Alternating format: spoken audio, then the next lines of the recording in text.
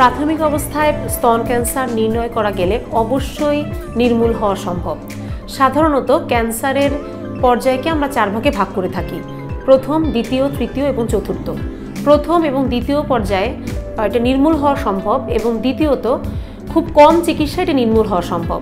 Stage যত উপরের দিকে যেতে থাকে, দ্বিতীয়, তৃতীয়, তত চিকিৎসার পরিধিও বাড়ে এবং ভালো হওয়ার সম্ভাবনাও কিছুটা কমে যায়। সুতরাং আমাদের শরীরে কোনো অনাকাঙ্ক্ষিত কোনো সিমটম বা লক্ষণ দেখা গেলে আমাদের অতীব সত্ত্বর ডাক্তার শরণাপন্ন হওয়া উচিত, যাতে এটি পরবর্তী ধাপে যাওয়ার আগেই আমরা পদক্ষেপ নিতে পারি।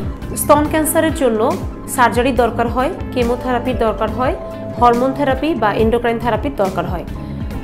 যত স্টেজ অ্যাডভান্স হতে থাকে তত এই চিকিৎসাগুলো করা আসলে কঠিন হয়ে যায়। এই জন্য আমরা বলি যে একটি রোগের শুরুতেই যদি আমাদের কাছে আসে তাহলে এটি নিরাময়যোগ্য হয়ে থাকে এবং অল্প চিকিৎসা নিরাময় সম্ভব হয়। Brought to you by Beacon Pharmaceuticals.